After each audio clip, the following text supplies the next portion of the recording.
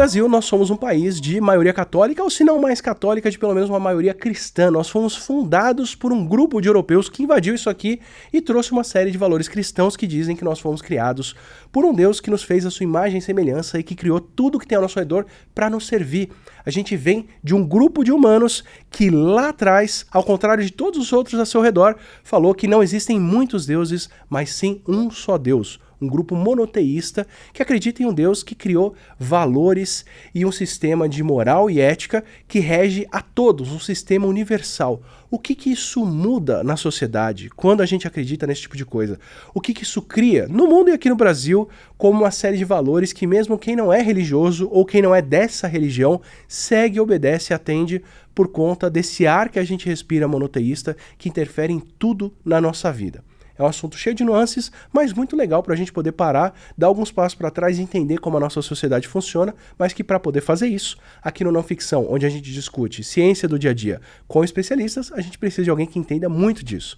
E o nosso entrevistado é o Reginaldo Prandi, que é doutor em Sociologia e professor emérito da Universidade de São Paulo. Ele foi um dos fundadores do Instituto Datafolha e é pesquisador sênior do CNPq que trabalha na área de Sociologia, com ênfase na Sociologia da Religião. E além de artigos e periódicos e capítulos de livros, é autor premiado de mais de 30 livros traduzidos até para o tcheco, incluindo obras de sociologia, mitologia, literatura infanto-juvenil e até ficção policial. E claro, antes de partir para essa conversa, esse episódio do Não Ficção também tem o apoio da Insider, que é a marca de roupas funcionais, louca para deixar sua vida muito mais confortável. Nessa época de Black Friday, aproveita que essa semana aqui são as peças de underwear que estão com o melhor desconto no site da Insider, que pode chegar a 40% off se você aplicar o nosso cupom ATILABF no carrinho, ou se você clicar no nosso link do Saiba Mais, que já aplica o cupom automaticamente. Se você nunca teve que pensar muito no conforto da sua underwear, mas de repente se vê tendo que correr atrás de uma criança e descobre que a cueca boxer prende na roupa e vai enrolando na perna, você vai apreciar a tecnologia que a Insider coloca em cada peça deles, como a cueca Comfort e a calcinha Brief. Como elas são feitas com tecido soft touch, além da durabilidade e de ajudarem na evaporação do suor, elas têm um bom conforto térmico e são anti-odor. Com o calor chegando, esse conforto faz toda a diferença todo dia. Reginaldo, muito obrigado pelo privilégio que vai ser essa conversa, por estar por aqui. Parece que eu tô num bunker aqui, separado de você por tantos livros, mas é porque você tem uma produção fantástica, que a gente inclusive vai citar no fim e vai passar pelos livros todos que estão aqui. Mas eu queria aproveitar essa perspectiva grande e longa sua para entender um pouco da nossa mentalidade, do ar que a gente respira. Eu tô num processo longo de ter mais contato com as humanidades. Eu venho de uma formação em biológicas que é extremamente precária nisso.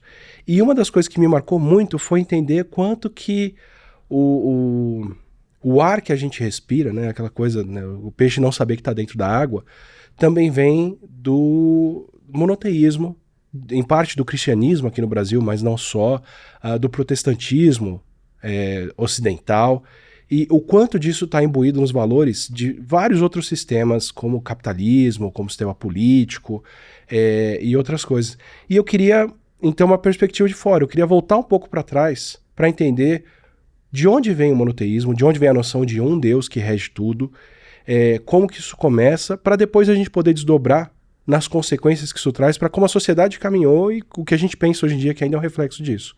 Então eu queria começar com a pergunta mais extensa e mais básica de todas, que é de onde vem Deus, mas de onde vem a noção, porque a gente tem diferentes sistemas religiosos, tem pessoas que não acreditam em um tipo de Deus, só nas forças da natureza, tem culturas que têm vários deuses.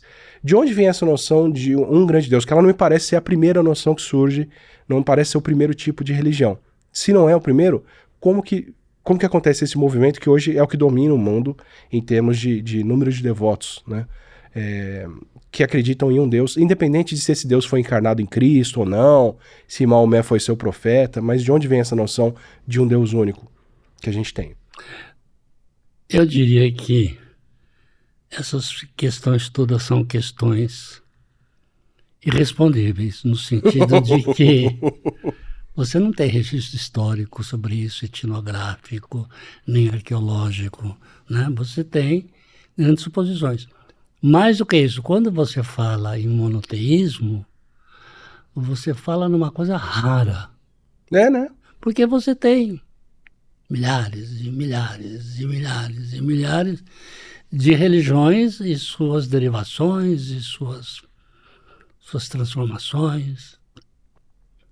E você só tem uma religião monoteísta. Sério? Você só tem o judaísmo, né? Que depois vai dar origem ao cristianismo, né? Que depois se desdobra em cristianismo católico e depois protestante, que depois vira um mundaréu de religião, né? Mesmo os católicos, você tem muitas variantes, sobretudo as orientais. E depois, mais tarde, você tem o islamismo, né, que é da mesma fonte, e que também se desdobra em algumas... Sempre tem alguma coisa com que todo mundo não concorda, isso dá origem a divisões e novos ramos, guerras, não concordo com os seus padrões, vou criar os meus e agora você tem 2 padrões. Crio um exército para defender as minhas ideias teológicas. Mas, ignorância minha, o budismo, por exemplo, ele não é monoteísta? Não, tem muitos deuses, né? Há uma religião que é considerada uma espécie de preliminar, que é a religião egípcia, mas ela, na verdade, ela não é uma religião monoteísta, porque, na verdade, Amenófis IV, né, ele proibiu o culto de todas as religiões, menos do Deus dele, né? Ah, entendi. Tá? Então... Não é monoteísmo por princípio, é por exclusão. Atom era o Deus, não era o Deus único. Ele existia junto com os demais. Mas o culto que se fazia era só o culto do faraó, né? E também durou pouco, porque ele morre, não se sabe como, é substituído, né, pelo chamado faraó menino, né? Que na verdade era governado pelos seus ministros, né? Com isso, os velhos, a velha classe dominante dos sacerdotes volta ao poder, né? O faraó menino, ele morre cedo também, não se sabe exatamente como, se foi numa guerra, num acidente, ou se foi proposital, um assassinato. As últimas pesquisas não chegaram a um acordo definitivo, né? Mas os outros deuses continuavam a existir. Assim como quando Moisés recebe as tábuas da lei, os outros deuses continuam existindo, das outras tribos. Aquele Deus, o Deus do Moisés, é o Deus da tribo ou das tribos que saíram do Egito, né? E que já tem várias versões cinematográficas, né?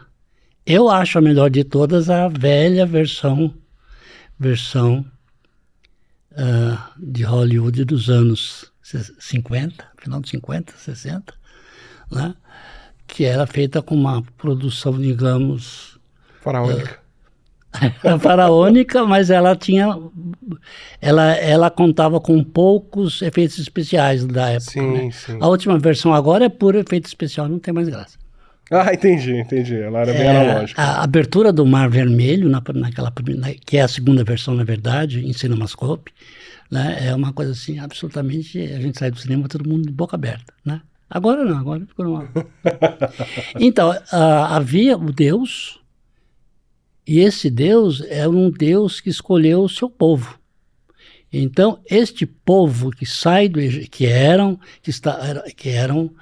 antigos hebreus que estavam exilados no Egito por gerações e gerações e gerações, quando sai do Egito por força dos milagres vingativos desse Deus, né, cujo profeta era o Moisés, quando eles saem, né, eles saem porque eles querem voltar àquilo que foi o antigo lar deles, que era a Terra Prometida, onde até hoje eles não conseguiram se fixar direito, né? Porque durante essas gerações e gerações em que eles ficaram no Egito, essas terras foram ocupadas por outros povos, que continuam até lá hoje, né? Que são tribos várias, né? É a história que nós estamos vendo agora. Essa história continua, essa história não acabou, né? Mas, de qualquer modo, esse Deus escolheu esse povo, e esse povo escolheu esse Deus. Então, houve um pacto, né? Houve um pacto de culto de um Deus único. Mas nesse começo vem dessa peneira. Tem outros aqui, tem outros mas a gente não olha para eles. Que são os deuses dos outros povos que estão disputando o mesmo território que a gente considera nosso por origem, né? Por origem e por dádiva divina. Mas os outros deuses estão por aí, só que você não pode nem olhar para a cara deles. E há uma história de uma dissidência, né? Durante o Êxodo, que eles constroem um bezerro de ouro, né? E adoram esse bezerro de ouro, e por isso eles são condenados a viver, vagar pelo deserto durante 40 anos, né? Bom, isso é toda a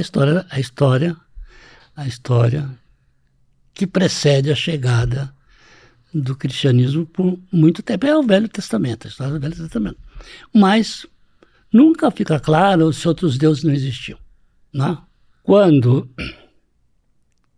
você tem, por exemplo, o surgimento do cristianismo, ele já surge como uma religião que tem um Deus único muito complicado. Primeiro porque o Deus único é o Deus dos judeus, né? Mas esse Deus, ele tem um filho, né? É um filho que tem uma experiência de vida na Terra, né? Portanto, que sabe mais da vida do que o grande Deus Criador, né? Que é Jesus. Que evidentemente passa pouco tempo na Terra porque tem que voltar para a sua origem, que a origem dele é o Pai. E o intermediário entre o Pai e o Filho é um Deus que é muito difícil de se entender. O católico não entende isso, faz de conta que entende. E evangélico menos ainda, tira proveito, né, dessa ignorância do que é a essência desse Deus, que é o Espírito Santo, né? E o catolicismo mais recente, que sempre deixou esse Deus trino uno, que é um dos deuses da Trindade, sempre deixou em banho-maria, o recuperou fortemente com o movimento carismático, né? Onde ele esse catolicismo readotou certos princípios religiosos que ele já tinha abandonado durante séculos de constituição da religião e reincorporou aquilo que se consideram os dons do Espírito Santo, né? Que é o dom das línguas, que é o dom da profecia, e um dom muito importante que o catolicismo já tinha abandonado, que é o dom da cura, né? Então você tem, na verdade, se você pegar a história, você tem o tempo todo uma certa, eu diria que, indecisão sobre a vantagem do monoteísmo e a desvantagem do monoteísmo. O que vem depois, pode falar. Independente da vantagem ou desvantagem, quando você me fala, olha, a gente já teve milhares de outras religiões, temos milhares de outras religiões, uma delas só é monoteísta. Quando essa religião monoteísta atingir esse tamanho todo, tantas pessoas no mundo, tantos países, tantas culturas, acredito que para essas pessoas isso sinalize que é uma bênção, né? Que são realmente os favorecidos por Deus, pelo menos numericamente. Mas, como biólogo, isso para mim fala sobre fitness. Fitness é aquela medida de valor de sobrevivência de um organismo, de quanto esse organismo faz de descendentes, né? Se você tem Não tô dizendo que religião e bactéria são a mesma coisa, tá, gente? Tô dizendo de onde vem o meu pensamento. Mas se você tem uma bactéria que surge com uma mutação nova e ela toma conta de um espaço, é porque ela tem um fitness muito bom. Tem alguma coisa, alguma vantagem que ela tem que permite com que ela se reproduza mais e tome aquele espaço. Se você tem um evento único, por exemplo, só uma vez na vida da Terra, os organismos se juntaram para fazer a mitocôndria que a gente usa para respirar. Toda a vida complexa que a gente conhece, que é mais de uma célula, veio de um único evento e fez o mundo todo. Então, em biologia, isso me diz que essa combinação, essa nova forma de fazer, para ser tão numérica assim, ela tem alguma vantagem. Dentro de cultura, uma vez só se criou o alfabeto, né? Então, pelo que eu entendo, todas as línguas que a gente tem são línguas que, quando são escritas, nem todas são escritas, elas são pictográficas. Você tem um kanji, um símbolo que representa uma palavra, né? Como um hieróglifo ou alguma coisa assim. Só uma vez na história da humanidade a gente conseguiu traduzir sons em letras, em sílabas e fazer o alfabeto, e daí todos os alfabetos do mundo vêm de um só, que começa assim. Então, era uma invenção tão valiosa que ela se propagou dessa forma também. Então, para não falar em vantagem, nem estou preocupado em fazer julgamento de valores aí, mas o que esse monoteísmo traz de novo que pode desencadear essa ocupação toda do mundo? Ou, enfim, o que ele muda em relação a outras que ele tem essa consequência tão grande alguns milênios depois? Então, voltando atrás um pouco, levando em conta que você apelou aí para a sua formação biológica, que eu acho que para nós foi de essencial importância durante a pandemia. Eu sou grato a você por ter existido durante a pandemia. Obrigado. Porque você era o nosso bálsamo, digamos, né, contra a tragédia que saía daquelas bocas malditas. Das bocas, mais que isso, dos atos. Né? Exatamente. Bom, eu acredito pessoalmente que tudo isso que é essencial, que é único e que vai dar origem à diversidade, exatamente por pela diversidade, ser compatível com a expansão, com a multiplicação, com a divisão, né?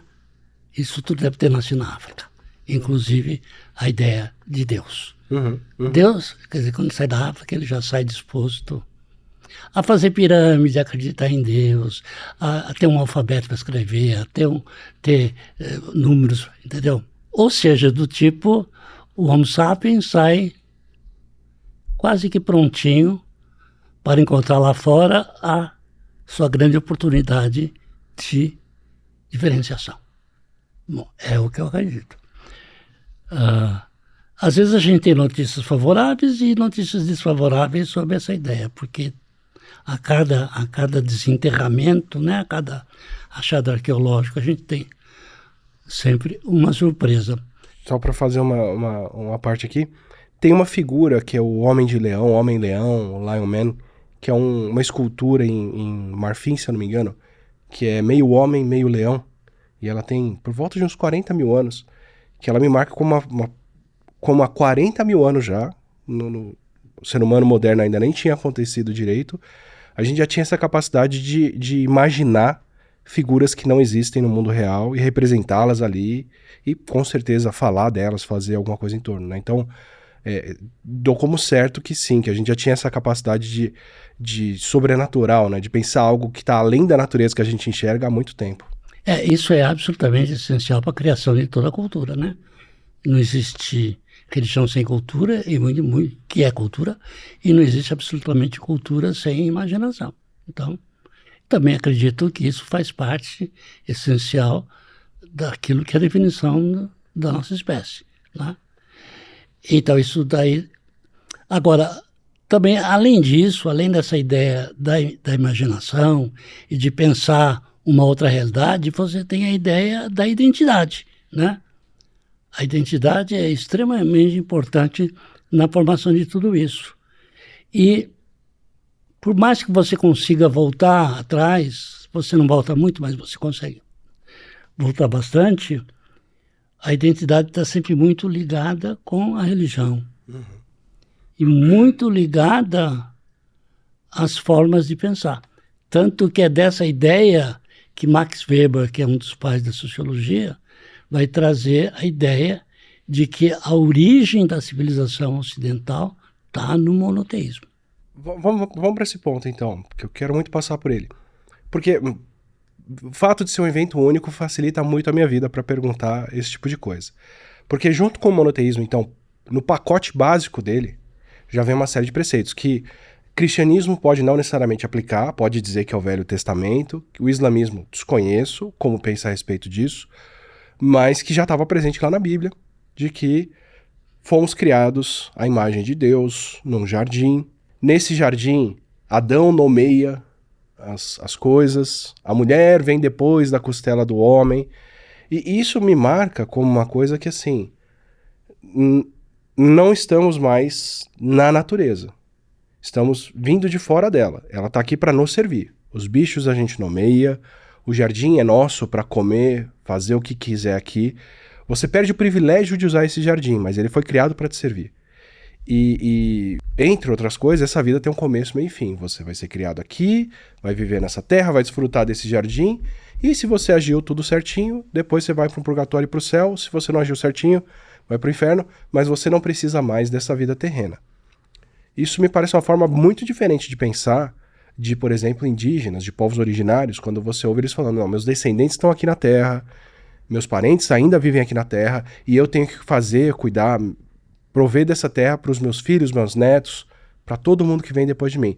Então me parece uma coisa muito mais cíclica e muito mais presente no que tem ali ao redor do que vivendo num jardim que foi criado para servir. Me dá uma noção do que vem de diferente com esse monoteísmo? Olha, dessa forma. Eu quero dizer, o que eu já te disse antes da gente começar a gravar, é que, em geral, a gente só fala por hipótese. Certo. Né? Nada disso pode ser comprovado. Mas você que é biólogo sabe muito bem que a nossa tendência é a diversidade. Né? E que a diversidade traz algumas vantagens e muitos problemas. Quando você pega a humanidade do ponto de vista da sociedade, a diversidade é muito complicada, porque a diversidade traz múltiplas identidades que não se combinam, que levam ao não reconhecimento do outro, né, que levam à guerra e que levam à própria possibilidade de destruição da espécie. Né? O monoteísmo, ele tem uma grande vantagem, quer dizer, ele é contra a diversidade que governa a moralidade, que é a religião, nessa época. Né? Se você pegar todos os preceitos, os costumes, as leis, os mandos, enfim, aquilo que foi registrado ou supostamente aquilo que teria existido, quer dizer, a grande fonte da orientação da conduta é a religião. E a única que deve prevalecer, né? E aí você tem um problema. Se você tem muitos deuses, você tem diferentes fontes de religião, de moralidade. Né? Você tem diferentes fontes de identidade numa mesma religião. Né? Pega uma religião brasileira, nossa. Né? Pega o candomblé. Né? O candomblé tem muitos deuses. No Brasil, poucos. Até 16, 20. Tem mais na África. Mas grande parte está esquecido e o que sobrou no Brasil se constituiu naquilo que a gente chama de panteão brasileiro, que é diversificado, porque ele está sempre ligado à natureza, né? Cada deus está ligado à natureza, e cada natureza tem uma forma diferente de relacionamento com o ser humano. E mais que isso, cada ser humano é filho de um deus diferente, por conseguinte, ele é filho de um segmento diferente da natureza. Se você é um filho de Iemanjá, espiritualmente, você está associado às qualidades do mar. Então você é um cara, não dá para confiar muito, porque o mar é aquele que vai e volta, sabe? Sobe e desce, tem as marés, tem as ondas, coisa e tal. Né? E aquele que, mas que ao mesmo tempo é absolutamente fundamental, porque ele que reúne a humanidade. Mas compara esse Deus, por exemplo, com Xangô, que é um Deus que é filho de Iemanjá, né? Que é o Deus da justiça. Mas é a justiça do rei africano. É a justiça dele. É justo aquilo que o agrada. Se o desagrada, pau. Né? Se o desagrada, o castigo vem direto. Né? E você tem deuses que não estão nem preocupados com a justiça, nem lhes passa pela cabeça. Mas lhe passa pela cabeça botar comida na mesa. Então você vai ter os deuses caçadores que estão preocupados com a caça, não preocupados com a sua moralidade. Então você tem uma grande diversidade. Essa diversidade, né, ela se expressa em códigos diferentes de moralidade. Você não é obrigado a seguir o código de moralidade de um Deus que não é a sua origem. Era esse ponto que eu queria perguntar. Quer dizer então que aí, ignorância minha, tá? Desculpa. Eu posso virar pra você e falar, não, eu não tô errado nisso que eu tô fazendo. Eu posso estar errado pra você, pelo seu código de moral e ética, mas eu tô dentro da minha conduta aqui e você não pode me julgar. Exatamente, ou seja, o que é ser, nesse caso, um bom religioso? É você seguir o preceito da sua divindade, do seu Deus, do seu orixá. Mas isso acaba com o sistema de prisão, justiça e lei que a gente conhece, que é todo mundo está sujeito à mesma Constituição. Então, e nesse sentido, a religião abre mão do controle geral da moralidade e passa a se dedicar a parcelas da população e aspectos específicos dessa moralidade.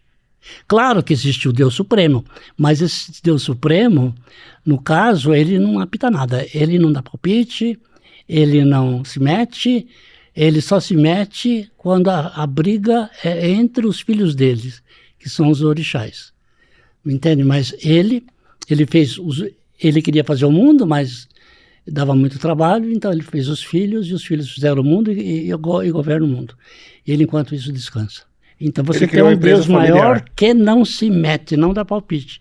Nessa religião que é toda cantada, toda dançada, não existe nenhuma cantiga para o Deus maior, nenhuma comida para o Deus maior, nenhum passo de dança para o Deus maior. Não. Enquanto que os outros, todos têm os seus aspectos éticos, estéticos, até mesmo os paladares específicos. Então, mas se você reduz todos esses deuses a um só, o que você consegue? Você anula o movimento da diversidade. Então, é quase que um contrassenso, né? O Ocidente é um contrassenso da saída da África, entendeu? Porque o homem sai da África para se diferenciar, né? Para formar grupos diferentes, pensamentos diferentes, corpos diferentes, e assim por diante.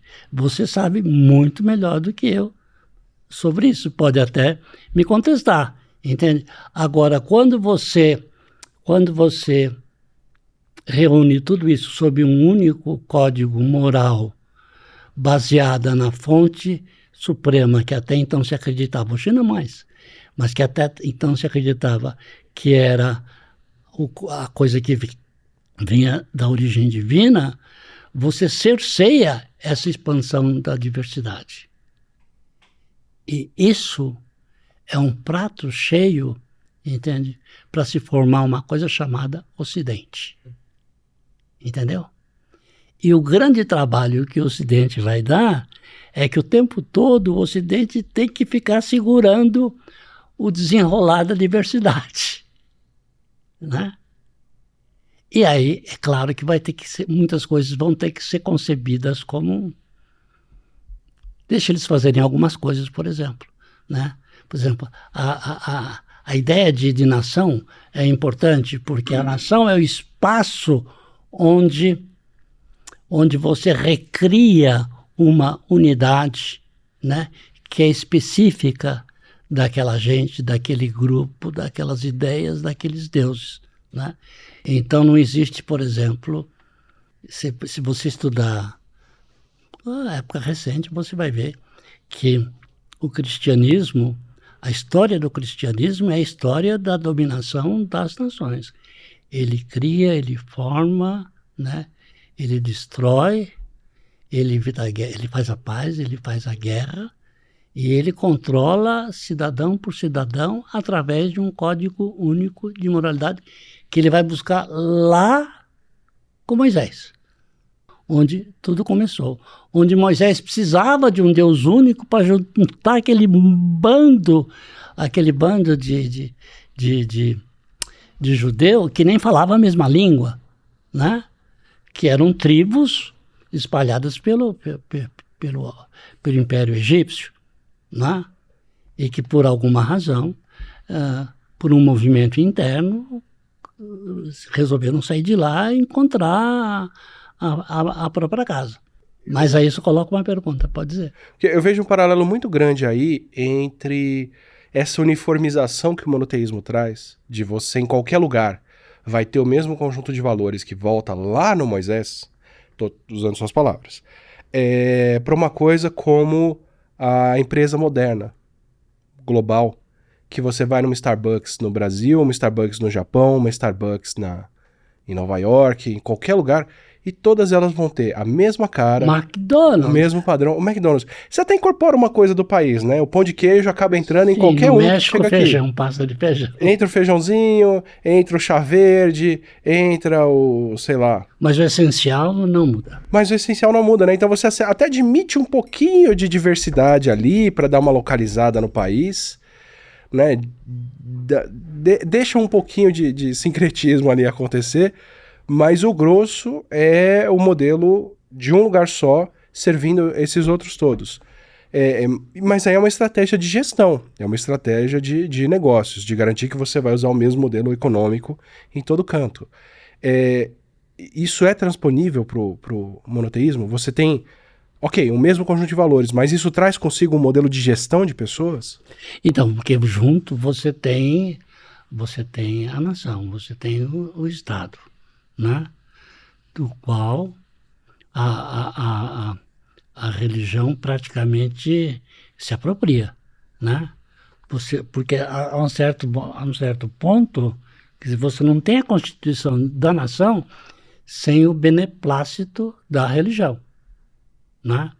Ou seja, há uma associação aí entre o poder espiritual e o poder temporal, né? O que seria o poder temporal? É o domínio sobre a vida cotidiana, sobre a propriedade, sobre a organização da sociedade, até chegar ao ponto de você imaginar a produção, a agricultura, os negócios, até você chegar à guerra. Tudo aquilo que é tocável e que faz parte do nosso cotidiano e com o qual qualquer pessoa pode manipular. O poder espiritual é prerrogativa dos sacerdotes, entende? E ele não pode ser tocado por cada um. O sagrado é isso. O sagrado é aquilo que é proibido ao homem comum, ao homem e à mulher comum. Isso é o sagrado. 2 pontos aí. Um é que, realmente, eu tava pensando aqui, tá, mas peraí. Até onde que o meu dia a dia é gerido por esse tipo de valores? Mas eu tô aqui numa terça-feira, gravando dentro de um horário, e a gente tem essa semana divididinha com sábado, domingo, uma série de outras coisas, que vem de um calendário religioso, né? Inclusive o calendário é o calendário gregoriano, marcado por antes e depois de Cristo, e por aí vai. Quer dizer, tudo acaba organizado ao redor desses valores, né? Mesmo quando, no nosso caso, né? Mesmo quando esses valores eles saem do primeiro... eles saem a gente não vê mais esses valores, não sabe onde eles estão, não sabe quem eles são, não sabe... Mas o efeito deles, sim, entende? Você ainda é controlado pela religião, né? Em muitos aspectos. E há problemas mais sérios que a gente ainda não chegou lá, porque nós não temos uma ciência ainda muito afinada para resolver problemas, por exemplo, do controle mental, do controle da personalidade. Vai saber o que a tua religião, mesmo que você não tenha nenhuma, não fez com a tua cabeça. Entendeu? Nós não sabemos. entendeu? Nós somos capazes de escrever um por um os valores, né? E eles são tão simples, né? Que a gente começa a aprendê-los em família e depois os aprende no catecismo, se formos católicos, ou nas escolas bíblicas, se formos evangélicas, né? Então, eles são fáceis de serem listados, apreendidos intelectualmente, mas a gente não sabe qual é a força que eles têm no controle da nossa mente. Porque o sistema ocidental é um sistema binário, né? De pecado, né? E não pecado, né? De certo e de errado, né? De culpa. Quer dizer, é uma coisa que está o tempo todo na nossa cabeça. A ponto de eles serem, apesar da sua origem ser religiosa, eles são controlados no mundo moderno por uma ciência que não nasce da religião, que nasce da negação da religião, que é a psicanálise, né? Mas eles são essenciais, dominar essa coisa é essencial na vida moderna. Agora, tem uma coisa que a gente não pode deixar de lado. Não pense que essa junção, esse esforço de transformar o mundo sob uma única fonte de valores, que seria sobre uma religião, sobre monoteísta, tem sido e será uma coisa fácil. Não, o tempo todo há uma rebelião contra isso, porque o politeísmo ele é muito agregador, né? Porque o politeísmo não tem muitos deuses, porque o mundo é muito complicado. Ele é mais inclusivo. Complexo. Então, cada parte do mundo, cada grupo familiar, cada cidade tem que ter o seu Deus, né? Então você admite outros tons de outras cores. Exatamente. Por quê? Porque você tem uma diversidade e a diversidade sempre é controlada por uma dessas forças imponderáveis que você só tem controle através de pactos, alianças, cerimônias. E para isso você tem grupos profissionais especializados que são sacerdotes, né? Mas acontece que com o avanço dessa Roma cristianizada, monopolista, ela vai se enfrentar, vai ter uma coisa que vai mudar muito. O politeísmo era muito agregador, quer dizer, cada vez que um novo povo era conquistado, os deuses desse novo povo, eles eram absorvidos pelo sistema politeísta, né? Se você conquistava, sei lá, um povo lá do norte da Inglaterra, a primeira coisa que você fazia em Roma era construir um templo para o Deus protetor daquela. Então, não era só nas palavras tipo Buda e tapioca. Todas as nações eram representadas por seus deuses em Roma, entende? É engraçado, porque não mandava para Roma um deputado, não mandava um senador, porque tinha que ser um patrício. E eles eram dominados, eles eram escravos, na verdade, mas mandava o seu Deus. Né? Muito então, legal o Deus isso. estava lá. Aqui a gente vê palavras sobrando, né? Bunda, tapioca, capivara, das línguas e dos povos que foram trazidos, misturados, conquistados, mas não os deuses presentes, assim, dentro do cotidiano, né? Porque isso nós só passamos a existir já na etapa monoteísta, né? De Portugal, dos povos navegantes, etc. E tal. Então, mas com o avanço do monoteísmo, o monoteísmo começa a se enfrentar com novos povos politeístas, já numa etapa em que há uma certa fraqueza do controle do poder e da violência por Roma, né? Então agora são os deuses locais pagãos que começam a se infiltrar no monoteísmo e vai dar o famoso catolicismo dos santos. O que são os santos católicos? Nada mais são entende? Do que versões do velho politeísmo pagão, entende? Então, eles tinham que ter, além de Deus, de Jesus Cristo, Nossa Senhora, também tinha que ter o grande Deus da Capadócia, né? Que era São Jorge. Né? Tinha que ter uma deusa lá para Portugal, que de repente alguém descobriu podia ser Nossa Senhora de Fátima. Né? Até o Brasil serem os orixás embaixo do grande Deus. Isso antes de chegar aos orixás ainda, isso numa época em que o cristianismo moderno, o catolicismo moderno, estava se formando. E isso é tão regionalizado que, se você prestar atenção, em diferentes nações, pega o Ocidente para facilitar, os santos são diferentes. Por exemplo, até num território grande como o Brasil, os santos de São Paulo são diferentes dos santos da Bahia, são diferentes dos santos de Pernambuco, entende? Porque as antigas concepções de divindades eram diferentes. Ou seja, o velho politeísmo, ele resiste, ele não morre. Ele se insere no novo monoteísmo, né? E até que alguém chega e diz assim, vamos parar com esse negócio que está muito bagunçado.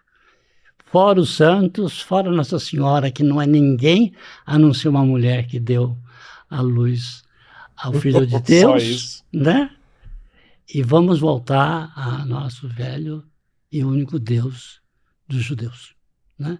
Que é a Reforma, né? Onde surge o protestantismo. E dali vai surgir um outro movimento, onde nascem os grandes soldados de Cristo, que são os jesuítas, né, que vão conduzir a reforma, que é a contra-reforma, que é uma tentativa de anular a reforma. Então, o que é a reforma? A reforma é uma tentativa recente, contemporânea, de voltar ao velho monoteísmo, tá? E as atuais igrejas evangélicas, elas fazem parte desse movimento de retorno ao monoteísmo. E aí ela se torna, evidentemente, ela se torna inimiga preferencial do catolicismo e mais inimiga ainda, preferencial, dos afro-brasileiros. Porque o afro-brasileiro ele é inteiramente politeísta, a ponto de acreditar que cada um de nós não tem a mesma origem. Nós não somos filhos de Adão e Eva, entende? Porque você é de Ogum, então você é filho do ferro, nascido de uma espada, numa luta durante uma guerra em que o general estripou o inimigo. Dessa gota de sangue nasceu seu antepassado último, do qual você descende. Então, eu não. Eu sou do ar, eu sou do ar que respira, eu sou de Oxalá, entende? Eu sou aquele que permite a vida, porque sem respiração não há vida. Então, eu não tenho nada que ver com você, entendeu? A minha relação com você vai ser governada por quem? Pelas leis dos humanos, da sociedade. Enquanto que a minha relação com o meu orixá é com o meu orixá, não é com o teu. Entendeu? Eu posso dar um arroz sem sal para o orixá, que ele adora, para o meu orixá, o Oxalá, entendeu? Mas não dou nada para o teu. O teu que vai pedir comida para os filhos dele. O teu que vai pedir cabrito assado para os filhos dele, que vai pedir inhame para os filhos dele, entendeu? Então, você tem essa grande coisa. Então, é claro que isso é incompatível, absolutamente incompatível com a ideia mais fechada de monoteísmo dos evangélicos. Porque os evangélicos veem nisso uma troca absolutamente diabólica, entende? Impossível de ser pensada como uma coisa da cristandade, né? Então, na verdade, esse jogo, não dá para voltar muito lá atrás, Mas se você pensar na atualidade, esse jogo monoteísta, politeísta, ele está todo dia no nosso cotidiano, todo dia, entende? E você tem os casos mais engraçados do mundo. Eu vou te contar um caso muito rápido. Eu precisava organizar os meus livros, porque minha biblioteca foi doada para um museu, mas estava muito bagunçado, quis dar uma ordem, mas como eu estou com dengue, eu não podia fazer esforço, então arranjei um rapaz que trabalhava no meu estacionamento, onde eu deixo o carro quando eu vou no acupunturista, porque eu sentado na cadeira, sem me mexer, falava, agora você tira aquela tábua lá de livros e bota embaixo, essa de baixo, bota em cima. Eu só dava ordens e ele ia organizando. Até que, de repente, às vezes eu parava para tomar remédio, para descansar, coisa e tal, e ele estava com o livro na mão, ele abria, curioso, lia um pedacinho. Vamos trabalhar. Aí ele botava o livro, daí a pouco, pegava um outro livro, abria, Aí eu falei para ele, escuta, esqueci de perguntar, qual que é a tua religião? Ele falou, somos evangélicos. Falei, puta que pariu. Ele só está pegando o livro afro-brasileiro, que é a minha biblioteca. Se o pastor descobre, ele está ferrado. Mas não falei nada. E ele de vez em quando passava. Até que teve uma hora ele falou assim, olha, esse livro tem 2. Você me empresta um? Não, te dou um, pode levar de presente. Na próxima reunião, o que aconteceu? Na próxima reunião, onde a gente continua a trabalhar, né? O dia de folga dele, ele falou assim, aquele livro que você me deu, eu já li, minha irmã já leu. Você leva a gente no Candomblé um dia para a gente ver? Bom, como você vê, de repente, eles não queriam mais ser evangélicos, eles acharam tão bonitas as histórias e as figuras. Você deu uma de Tiradentes. Não, e eu não fiz nada. Você deu uma de Tiradentes. Mas é essa disputa que existe no ar, entende? No dia a dia. Qualquer coisa que acontece, é essa velha briga que você prefere. Eu não dou nome para isso, não tenho mais, acho que eu vou pegar o seu nome emprestado, que é essa disputa entre o monoteísmo e o politeísmo. Ou seja, se não dá para dizer em que momento exato uma coisa vira outra, se não dá para dizer em que momento exato uma coisa ajuda a construir o Ocidente, dá para dizer que no dia de hoje, além das guerras que a gente vê na televisão todos os dias, acompanha, faz abaixo-assinado, capítulo 4, a gente vê acontecer dentro de casa, entende? Isso daí é levado para o interior das famílias, que é o velho politeísmo tentando reconquistar o espaço perdido por um monoteísmo, que impôs a sua vontade a ferro e fogo, né? No sentido exato das palavras, né? Porque é a igreja que fazia as nações, que controlava as nações, mais que isso, né? Às vezes até era dona das nações. Você tinha os estados papais, por exemplo, que eram nações soberanas. Só para me explicar aqui, eu falei que você deu uma de Tiradentes porque eu aprendi com a Heloísa Starling aqui que Tiradentes, para espalhar a ideia da Inconfidência, da conjuração mineira, nas palavras dela, ele pegava o livro com as ideias da Revolução Francesa, em francês, e chegava para as pessoas e falava, olha, eu não entendo francês. Traduz para mim? Traduz aqui para mim. Lê um pouquinho aqui para mim, para me contar. E ia, como bom mineiro, espalhando a ideia dessa forma. E para fazer o favor para o outro, ele tomava consciência do que era o pensamento revolucionário francês. Mas sobre as nações, o que isso me conta, no fim né, o que isso desdobra para mim? Eu vejo hoje, estava conversando no Encontro do Serrapilheira, que é o instituto que apoia várias iniciativas de divulgação nossa aqui, e eles têm um esforço muito grande de apoio tanto a negros quanto indígenas, povos originários aqui no Brasil, projetos e programas direcionados mesmo para apoio, verbas maiores e outras coisas para promover diversidade, que eu acho fantástico. E é um dos poucos espaços de vivência que eu tive com outras culturas nesse sentido. E eu lembro de alguns pós-graduandos indígenas mostrando como que o sistema de classificação de solos que se usa aqui no Brasil é muito parecido com o que o pai potiguar dele e os avós também usavam para entender as camadas do solo, indígenas, né, entendiam aquilo, e ele está fazendo essa ponte da cultura ancestral dele com a cultura científica. E que não tem muito jeito também, assim, para a coisa ser aceita dentro do meio científico, infelizmente, ela tem que vir no linguajar científico, né? Então cabe ao indígena ter que aprender, ser bilíngue, aprender aquela outra língua para poder traduzir, para aquilo poder ser reconhecido e aceito, provavelmente em inglês, pelo sistema científico, né? Aquele saber só tem valor se ele fala a minha língua. E isso me faz pensar que quando você tem uma nação que vem do monoteísmo, os outros grupos não vão ter outra saída se não se juntar e atender o mesmo sistema de nação e organização. Então, mesmo que eles não se convertam ao monoteísmo, eles vão ter que adotar valores do monoteísmo. O mesmo calendário, o mesmo regime de semana, o mesmo regime de organização política para poder funcionar e mediar se não quiserem ser extintos por esse grupo. Então, me parece que mesmo nos lugares que ainda não são monoteístas, como boa parte da Ásia, por exemplo, valores monoteístas também acabaram moldando a organização deles como reação a isso.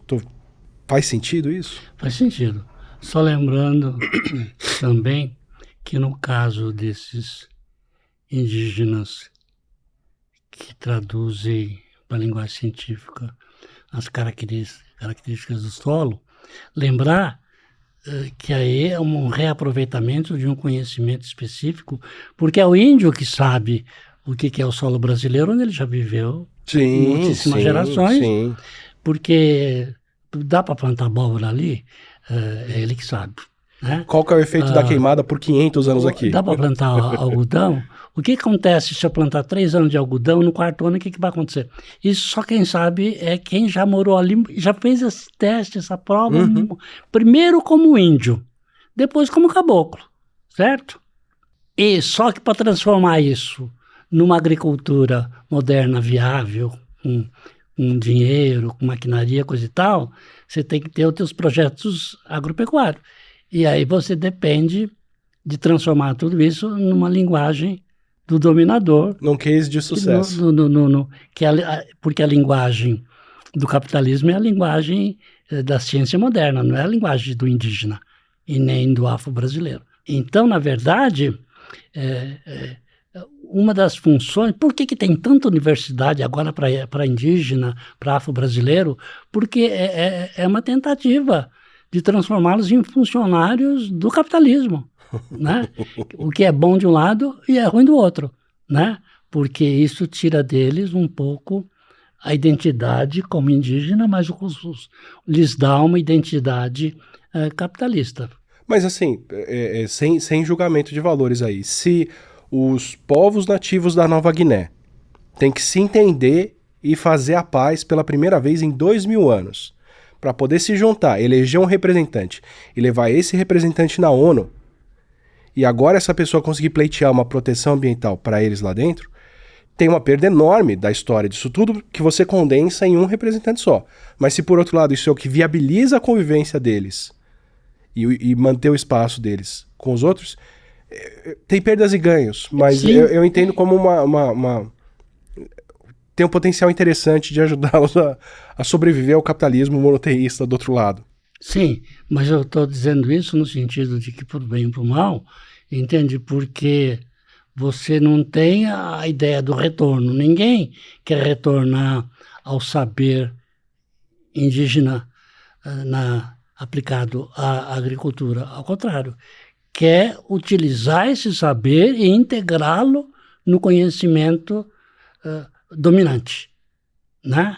E com isso você que era um agente indígena, você também se transforma num agente, enfim, da economia dominante. Né? Assim como a cana-de-açúcar virou parte da dominação ocidental, assim como o arroz, o feijão, a soja, Você incorpora isso dentro do sistema e... Até que alguém descubra que tem alguma coisa errada ali que está atrapalhando e ele vai ter que mudar, entendeu?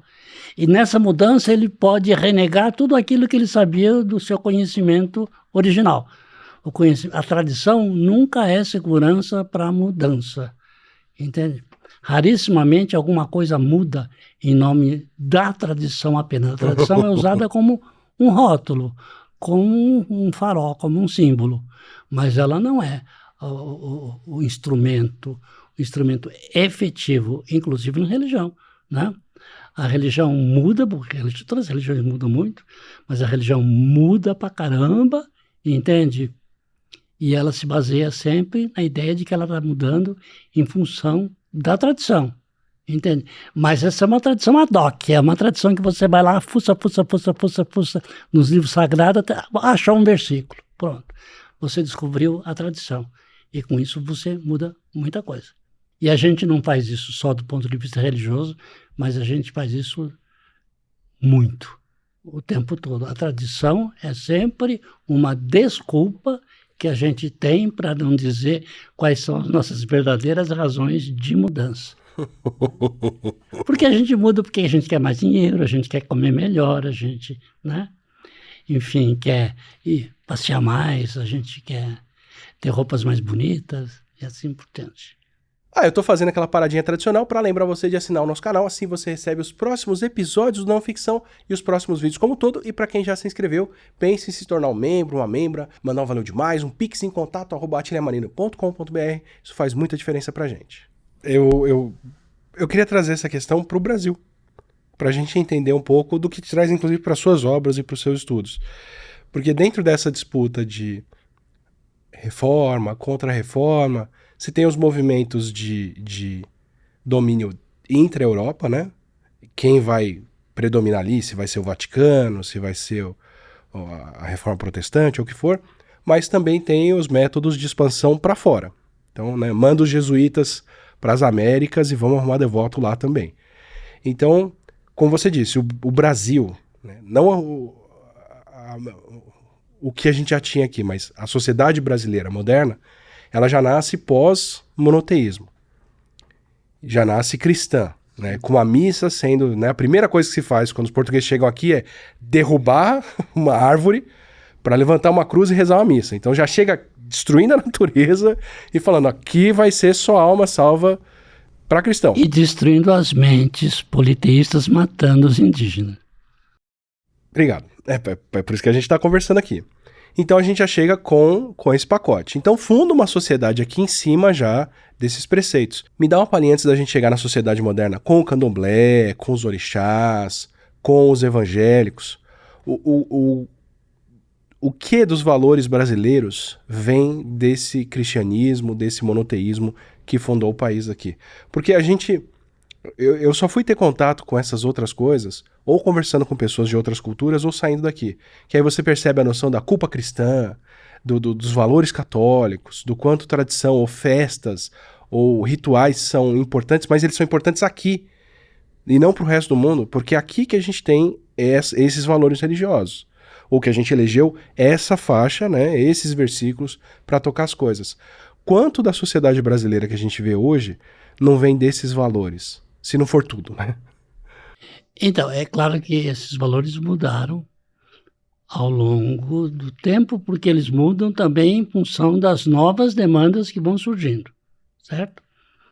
Eles vão se adaptando. O mais vulgar deles, o mais conhecido, o mais falado, talvez valha a pena dizer, porque pode ter gente que não sabe disso, né? Esse negócio de não cobiçar a mulher do próximo é um valor, é uma coisa muito nova. Sabe qual que era o original? Não. Não construam uma casa, porque vocês são um povo nômade. Sério? Sério.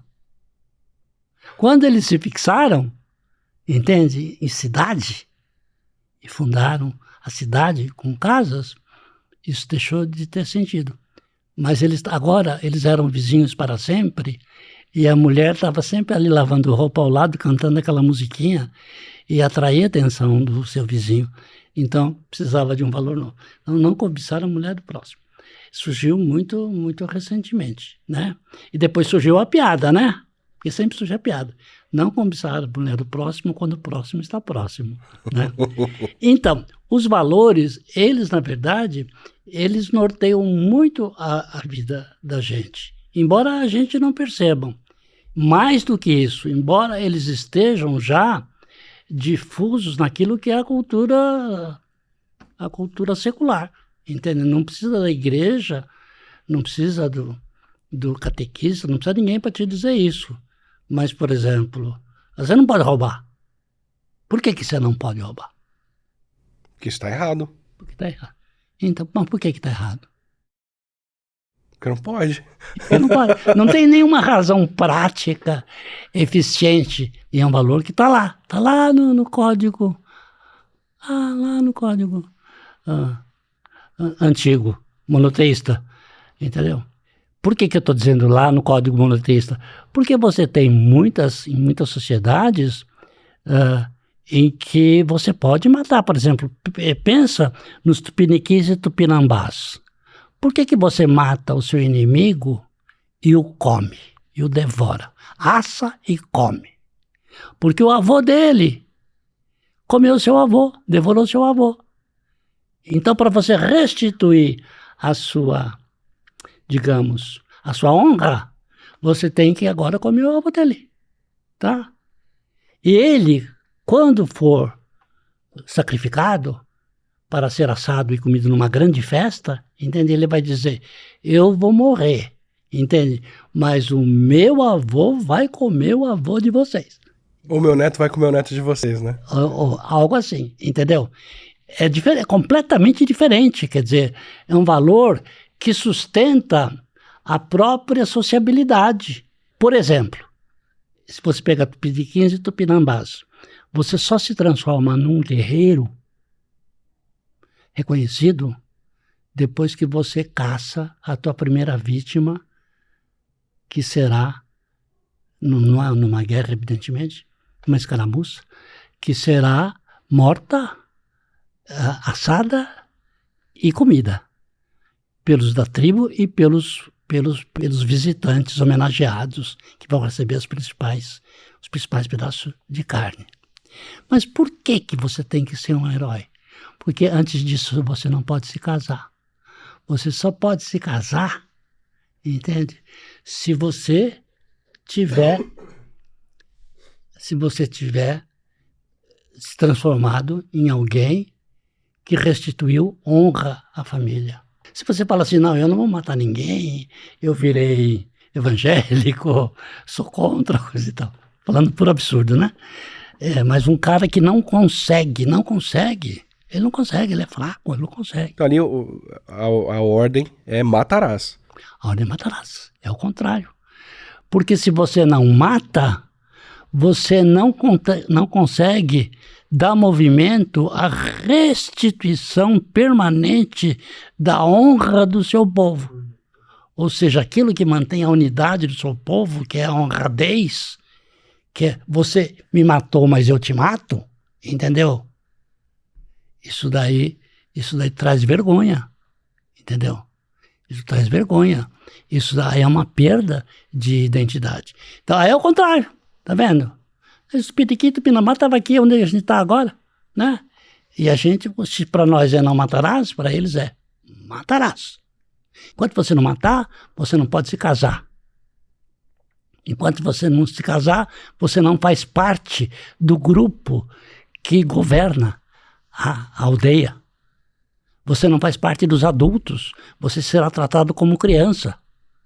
E acontece que tem coisas interessantes. Se a pessoa é muito fraca, não consegue, não tem habilidade da guerra, coisa e tal, ela tem que ter um amigo forte, poderoso, que mata para ele e que faz um favor para você, mata para você. Prende o inimigo, amarra, bota na sua mão e diz, leva para a aldeia. Entendeu? E ele ganha. Neste caso, a própria sociedade arranjou um jeito de resolver o problema de que nem todo mundo consegue matar. O que não é tão diferente de você falar não matarás, mas você pode ter ali aquela força de segurança, o seu exército, o seu representante militar ali Vai que multiplicando. vai matar ali, mas Vai você não vai sujar multiplicando. sua mão direto. Vai multiplicando. Então, por que que um primeiro-ministro pode ter um exército que mata os outros, entende?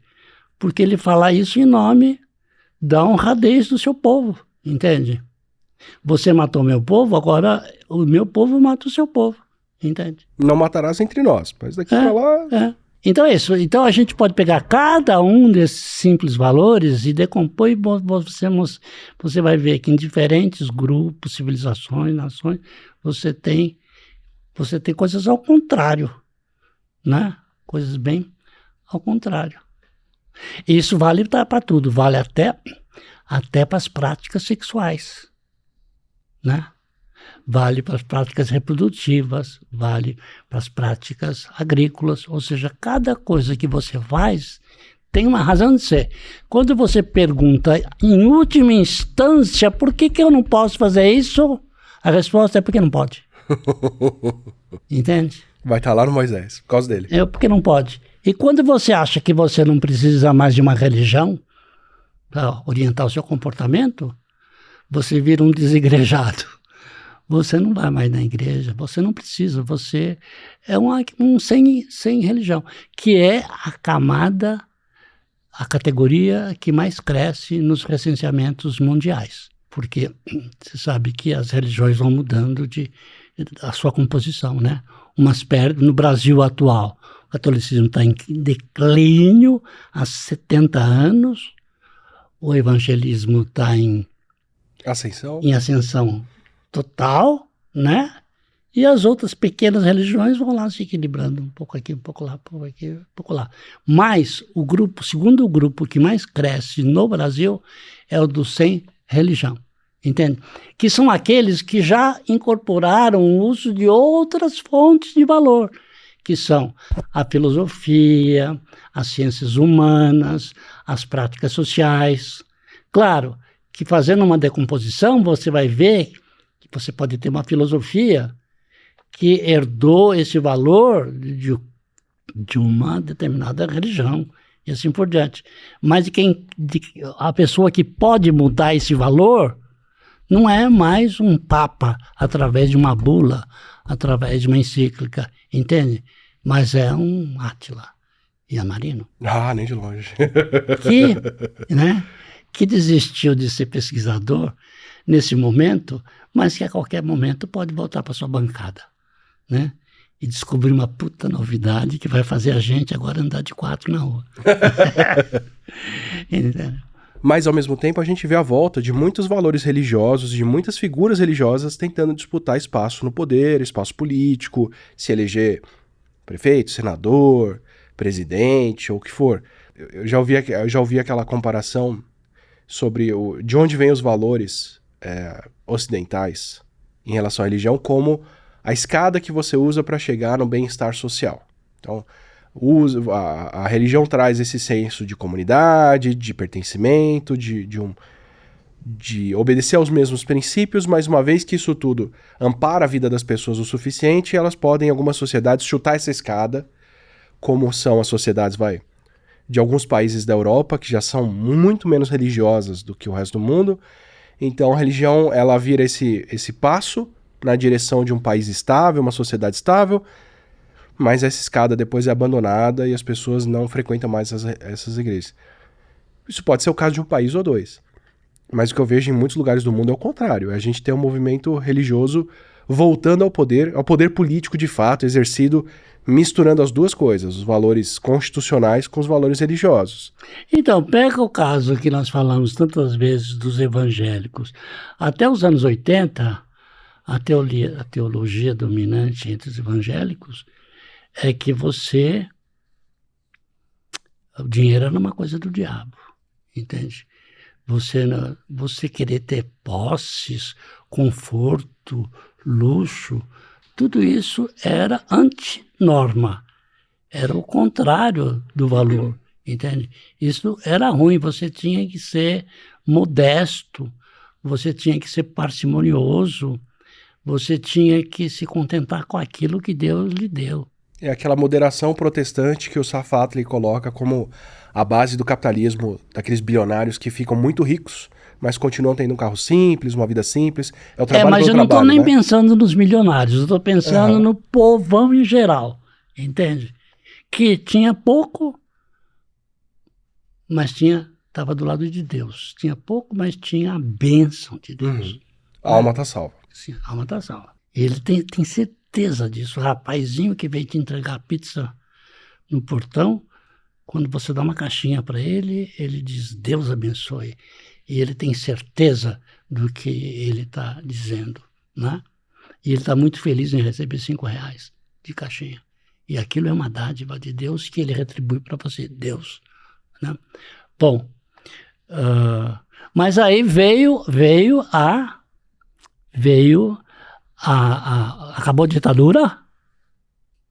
Nesse período, o que você tinha era uma grande imigração do Nordeste, de Minas, para São Paulo, sobretudo, durante o período da segunda grande industrialização, quando estavam sendo montadas as fábricas de automóveis, as fábricas de peças, de autopeças, a a industrialização indústria eletrônica inicial, né? Que trabalhava com uma classe operária nova, de origem rural, recente, de origem nordestina, mineira, coisa e tal, e que era remunerado a partir de um atarrachado, entende? Nós tínhamos nos encargos poderosos de ministro como Delfim Neto, né, que estavam pensando no milagre brasileiro, tendo por base o arrocho salarial. Isso não tinha importância para esse operariado que, desenraizado lá das suas religiões tradicionais católicas, antigas, rústicas, entende? Se sentiam acomodados na cidade com a presença dos seus novos valores culturais. Então, estava tudo bem, tudo em paz, né? Mas as coisas começaram a mudar. Primeiro que você teve, com o fim da ditadura, coincidiu com o fim da ideia de que a riqueza da nação era produzida pela produção, na fábrica, pelo operário. Uma ideia que vem lá de Marx, né? Que a riqueza, na verdade, é a acumulação da mais-valia que é extraída do valor acrescentado pelo operário. Para isso, para tirar mais valor, você tem que pagar menos, certo? E tudo bem, porque você não precisa de dinheiro. O dinheiro é o mínimo para você comer, para você viver modestamente, você não precisa de nada, né? Deus provê tudo, coisa e tal. Aí, primeiro, há uma mudança grande, porque desaparece, no cenário acadêmico, desaparece essa importância de que a riqueza vem da produção, e reaparece a ideia de que a riqueza da nação vem da circulação da mercadoria. Já no momento em que o lugar da produção é onde for possível, onde custar mais barato, sem grande problema, pode ser no México, pode ser em Singapura, pode ser em qualquer lugar. É a globalização, né? Então, o que vale mesmo, você fica mais rico se você for um país que vende muito, compra muito, faz muito circular. Agora, o que você compra, o que você vende, não interessa nem quem fez, nem onde fez. Mudou completamente a ideia de riqueza da nação. Por outro lado, nós tínhamos uma nova Constituição para escrever, né? E as igrejas evangélicas tinham receio de que a nova Constituição devolvesse para o catolicismo, para a Igreja Católica, muitos privilégios que a Igreja Católica foi perdendo com a República, né? São muitos, não dá para falar que é hoje, mas são muitas coisas que elas foram perdendo. E tinham medo que a Constituição aceitasse coisas que a Igreja Católica fazia vistas grossas e que mesmo os partidos mais radicais faziam vistas grossas, do tipo as questões ligadas à reprodução humana, aos direitos das mulheres, aos direitos LGBT, que na época não chamava isso, né? Ao casamento gay, à adoção de crianças por casais de homem com homem, mulher com mulher, enfim, tudo aquilo que para eles eram coisas muito pecaminosas, entende? Para o grosso da sociedade não era mais. E eles tinham medo que isso fosse inserido na Constituição como um direito. Porque pode a qualquer momento. Então, o que eles resolveram? Fazer uma coisa que eles nunca fizeram. Eles sempre demonizaram a política. Sempre demonizaram. Mas, se é guerra, é guerra. Vamos à luta. E, com poucas exceções, muitas das igrejas entraram para o sistema político partidário e conseguiram eleger uma grande bancada, que desde então só fez crescer. E essa grande bancada aprendeu rapidamente que estar nas casas legislativas traz muitas vantagens. É muito vantajoso, porque primeiro você vai estar perto do poder executivo. E segundo, que o poder executivo paga por favores, né? E com o pagamento desses favores, você pode ter acesso a um extra importante, fundamental e grande, que te permite fazer mais igrejas, mais propagandas, mais televisões, mais rádios, mais crentes, papapá. Não bastasse isso, há uma outra coisa, tudo vai acontecendo assim, se escreve, se cria uma nova teologia, que é a teologia da prosperidade, que em vez de demonizar o dinheiro, o luxo, o conforto, ao contrário, diz que todos os filhos de Deus têm direito, sim, ao que é bom, ao que é gostoso, ao que é bonito, ao que você vê, ao que você enxerga, né? Ou seja, retira do consumo aquilo que antes foi a sua marca de pecado, né? Então tá certo você consumir, levar seus filhos para Disneylândia, comprar o carro do ano, ter um apartamento bacana. As mulheres podem sim ter roupas de marca, a rapaziada estudar numa escola boa. Pô, você tem um plano do Einstein, que coisa maravilhosa. Deus quer isso, Deus quer isso. É só você fazer a sua parte que Deus faz a parte dele, né? Isso virou de ponta cabeça a religião no Brasil. A religião já não é mais aquela. A religião é outra, entende? E também porque a classe operária não precisa mais ser manipulada com baixos salários, ao contrário.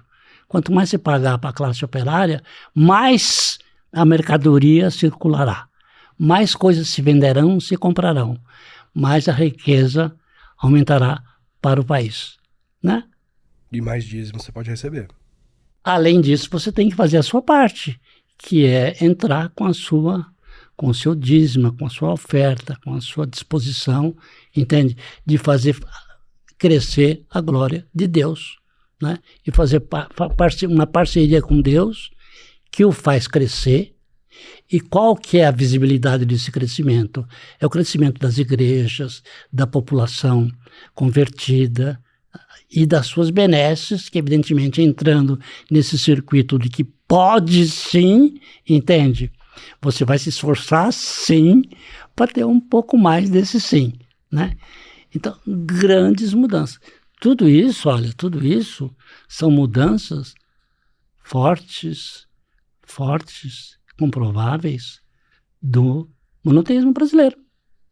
Porque não existe uma religião mais monoteísta do que a religião evangélica, que não aceita nem Nossa Senhora, né? Embora seja aquele monoteísmo esquisito, né? Porque quem opera as graças todas não é nem o Pai e nem o Filho, é o Espírito Santo, né? Agora, como isso desde o começo foi colocado como um mistério que ninguém nunca entenderá, fica o dito pelo não dito. São três pessoas num Deus só. um Deus único em 3 pessoas, né? Mas a ideia é a ideia do monoteísmo. Você ainda tem o que me parece ser as camadas obrigatórias do politeísmo, que é a figura que teve uma vida terrena, uma força natural que você não entende, mas que explica fenômenos que a gente não controla, e o grande Deus. Só que ao invés de estar cada um para um lado, eles estão todos embaixo da mesma casinha ali. Mas tudo isso daí é uma coisa que não está no nosso universo de preocupação, né? Como seguidor de religião, né? Você vai ter um outro segmento que vai se preocupar com isso, que são os kardecistas, né? É verdade. Porque para cada mistério você tem alguém olhando para ele, né? Isso daí pode virar uma ciência, pode virar uma falcatrua ou pode virar uma religião. Gostei da sua explicação sobre como o monoteísmo evoluiu, inclusive aqui dentro do Brasil.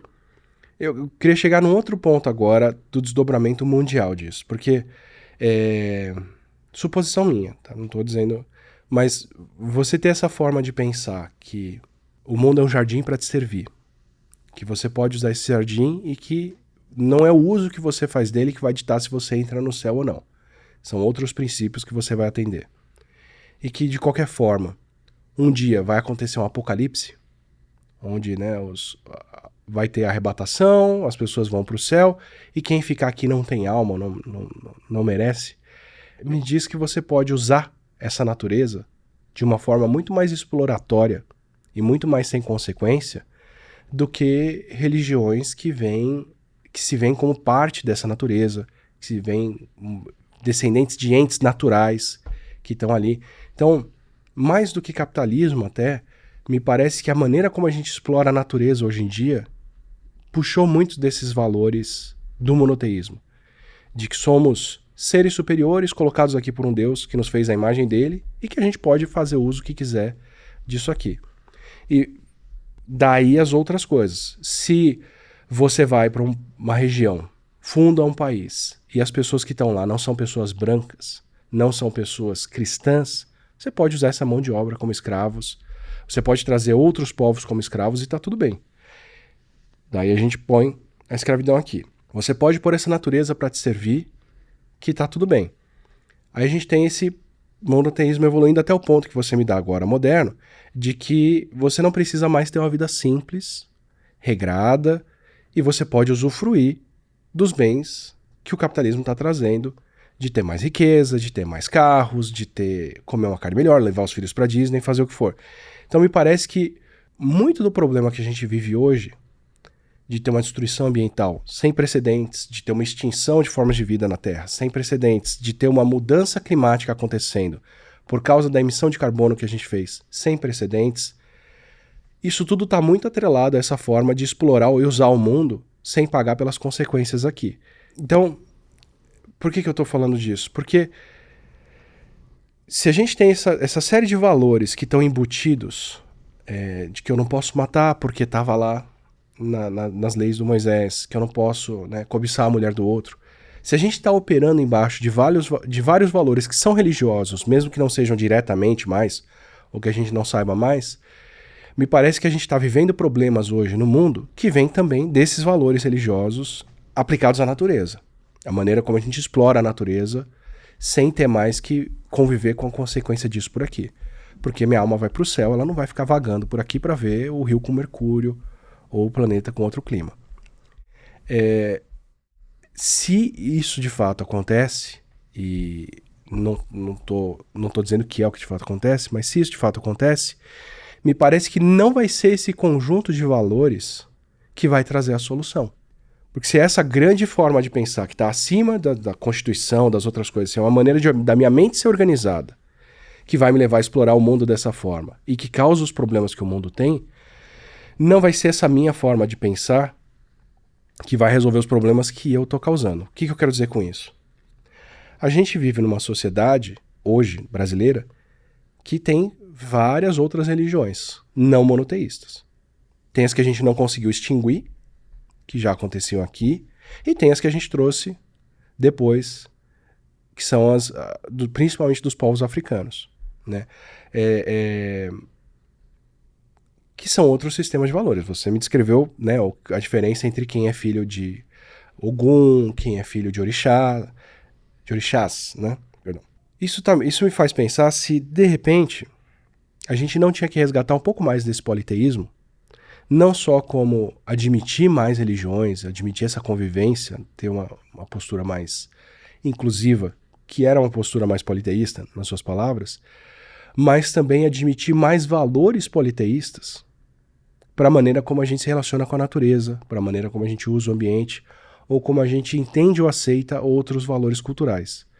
Não estou dizendo que você tem que dar a resposta disso, mas você vê nas religiões politeístas, ou você vê, por exemplo, nas religiões africanas, outros valores de relação com a natureza que podiam dar pra gente uma forma diferente de se relacionar com aqui. De onde vem essa minha postura? Eu já falei isso em mais de um episódio aqui. Dentro da postura cientificista, de que a ciência é uma forma de... É uma ferramenta única que a humanidade criou para entender o universo, que funciona melhor do que todas as outras até aqui, que trouxe pra gente o entendimento do átomo, das tecnologias e tudo isso. Essa postura na agricultura, se levada de uma forma bem extrema, ela postula que você tem uma progressão natural do conhecimento. Você tem a forma de exploração bruta da natureza, que é caçador-coletor, vai pegar as plantas ali, vai fazer. Aí você tem o começo da monocultura, que é você abandonar aquela prática rústica de ter muitas plantas ali ao seu redor e você começa a cultivar uma planta única, trigo, feijão, que vem junto com a monocultura, com o monoteísmo também, sim, né? Então, Deus único, planta única também, e a gente nem entrou nesse aspecto, né? Mas e essa monocultura vai naturalmente progredindo com o avanço do conhecimento técnico para você ter uma planta única que agora vai ser cultivada para você ter uma linhagem única, para você ter um cultivar único que você vai plantar usando um maquinário que vai devastar toda uma região e vai deixar o solo todo uniforme para só aquela planta tá crescendo naquele espaço e você ter o maior rendimento por hectare que a humanidade jamais viu. Então o ápice dessa progressão técnico-científica é você conseguir ter num hectare de trigo uma produtividade de trigo que é 20 vezes maior do que qualquer ser humano já conseguiu fazer. Mas de repente, esse solo vai embora, numa chuva isso se destrói, você perdeu toda a biodiversidade que você tinha naquela região, você não tem mais polinizador para suas plantas, que você depende de polinizador para ter sementes. As velhas bactérias te abandonaram. Todo o resto ruim, e aí você começa a resgatar valores do tipo, então vamos alternar as plantas que são cultivadas aqui, vamos colocar 2 plantas. Você vai ter o trigo e a soja, ou sei lá, a soja e o milho. Pô, mas só a soja e o milho não funciona. Vamos ter uma cobertura vegetal, então, para não degradar o solo. Então a gente vai colocar agroflorestas, a gente vai ter árvores que fazem sombra para ter as plantas embaixo. Mas só isso não funciona, você tem que ter uma floresta próxima para ter polinizador. Mas só isso não protege o solo, então você tem que deixar o capim crescer no meio das plantas. Mas só aquela árvore que você plantou não é boa para agrofloresta. De repente a gente termina com um sistema de cultivo que é muito mais próximo do sistema dos indígenas, que já estavam ali há 20 mil anos sabendo o que crescia ou não naquele solo. Então, trazendo essa... Até para a discussão que a gente teve aqui do conhecimento indígena sendo usado ali, dentro da ciência me parece que a gente está descobrindo, a duras penas, que essa aparente progressão técnico-científica te leva para um ponto que não é um ponto sustentável, que é um ponto irreal. E aí você tem uma grande cisão, que é quem insiste e dobra a aposta e fala, não, mas se eu emitir carbono demais e mudei o clima do planeta, o que eu preciso agora é de uma tecnologia de captura de carbono. E com essa nova tecnologia, a gente vai dar um passo além, vai tirar a consequência do carbono e vai seguir a vida como ela é. Emitindo, usando mais petróleo e fazendo o que for. Não, mas se o problema é a atmosfera esquentando, eu vou jogar enxofre na alta atmosfera, isso vai bloquear o sol e agora a gente pode seguir a vida como tá. Então, uma vertente atual é apostar ainda mais nesse conhecimento técnico-científico e dizer que daí também vai vir a próxima solução. E outra vertente é falar, olha, mas tem essas outras formas de conhecimento todas aqui, de manejo e tudo mais, que estão se mostrando muito mais sustentáveis a longo prazo. Se a gente está vivendo essas crises todas da sociedade atual, não era bom resgatar alguns desses valores? Eu não sei se eu fiz uma abertura muito longa aqui, mas meu ponto era esse. Não. Se a gente está respirando esse ar monoteísta que traz os problemas que a gente vive hoje, não devia vir de outros ares as soluções? Bom, o problema nosso hoje é o problema do meio ambiente. Isso não tem dúvida, está todo mundo de acordo, coisa e tal. O problema é o que fazer, né? Agora, a Igreja Católica, ela tem se preocupado com isso por uma razão muito séria. A Igreja Católica, durante séculos, foi quem deu a última palavra para qualquer assunto. Foi ela quem orientou em qualquer ramo inclusive ela que orientou nas coisas mais lindas que nós já construímos, se você pensar nas artes, por exemplo. E, de repente, a Igreja Católica ela está cada vez mais reduzida a um grupo menor, cada vez menor de seguidores. Ela está perdendo terreno. Ela tem que encontrar um jeito de se pôr no mundo como uma coisa importante. E ela achou facilmente. Ela achou com Francisco. Já tinha começado com os papas anteriores, mas com o Papa Francisco ela descobriu qual que é o assunto dela. O que é que pode botar a igreja de novo no palco, no proscênio, sabe? Dizendo, eu estou aqui, vou falar, me ouçam. É o meio ambiente. Porque o que a igreja quer é fazer com que as pessoas entendam o que é o meio ambiente, o significado dele e o que pode ser feito. Ou seja, na verdade, ela tem um problema muito sério porque ela luta com uma outra classe de formadores de opinião, que são os ambientalistas, que pensam no ambiente. A igreja tem que pensar no meio ambiente e tem que pensar nela, na igreja. Tem que pensar nas coisas de Deus, né? E os ambientalistas, eles passaram, de certo modo, ao defender o meio ambiente, passaram muitos deles importantes a defender. Eu estou falando aqui, quando na verdade quem devia estar no meu lugar é um orientando meu, o Renan William dos Santos, que fez um mestrado e um doutorado sobre isso. Maravilhosos, ambos. Que agora a gente estou brigando com ele para ele transformar isso num livro. Há uma tendência dos ambientalistas de sacralizarem o planeta, a Terra, sabe? A Terra-mãe, coisa e tal. E a igreja é absolutamente contrária a isso, porque para a igreja a Terra é o nosso lar, é a casa comum, entende? Mas é a casa comum que foi construída por Deus para nós. Então, aí ela começa a ter problemas sérios, porque está escrito lá no livro sagrado, né, que o nosso dever é crescer e multiplicarmos, né? Ou seja, nos espalharmos como puder e dominar a natureza. A igreja tenta ensinar uma outra coisa, que não se trata de dominar a natureza, mas se trata de saber lidar com a natureza, né? E não se pode, em hipótese alguma, sacralizar a natureza. A natureza, ela é um produto de Deus, né? Ela não substitui nada que vem de Deus, né? Então, com isso, o Papa Francisco ganhou muita audiência, ganhou muita fama, muito prestígio com a primeira encíclica dele, na verdade a segunda, mas a primeira que ele fez sozinho, que é o Laudato Si, onde ele procura mostrar qual é o comprometimento da humanidade em relação à natureza.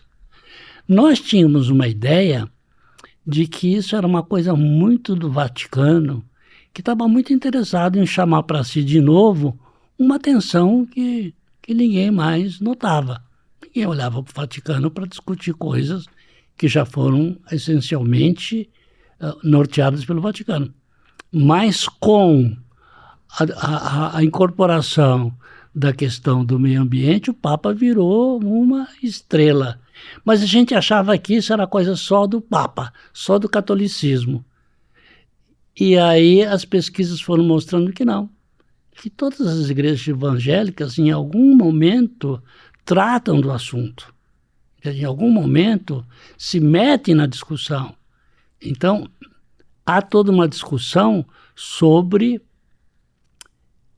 não sobre a natureza do planeta, mas sobre a responsabilidade da humanidade que não só cuida desse planeta, mas que tira proveito em viver dele, né? Então, qual é a nossa grande responsabilidade? É cuidar da casa comum. Todos nós temos que cuidar da casa comum, que é a terra, que é insubstituível e que Mas não tem ainda outra. fica como casa, como um lugar que vai nos servir. Um lugar que vai nos servir, mas com responsabilidade. Nós temos que ter uma responsabilidade de não destruir. Então, a nossa liberdade de uso da natureza vai até um certo ponto, né? Ou seja, quando você destrói a natureza, você não...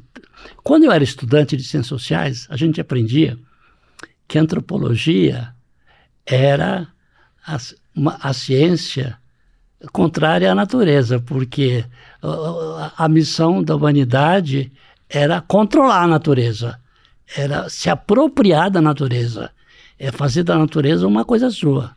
Hoje, a antropologia não ensina mais essas coisas, né? Ao contrário. Então, todas as religiões que a gente conhece, que escreve, porque tem religião que não escreve, né? É difícil você saber. Que escrevem, que publicam, que tem arquivos, coisa e tal, que tem até jornaizinhos e tal. Você vê que está todo mundo preocupado com a natureza. E em oposição aos grupos que são ambientalistas não religiosos, entende? Que, para usar um mecanismo de proteção da natureza, transforma a natureza em algo sagrado.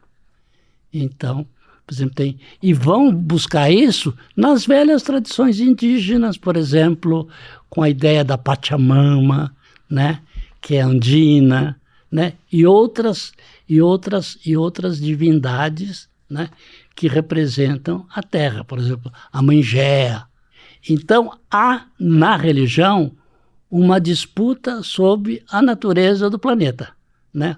O planeta é para ser usado, é para ser cultuado como uma espécie de divindade e por isso mesmo nós devemos protegê-lo, devemos tomar cuidado com ele para que ele sempre possa nos dar aquilo de que nós dependemos.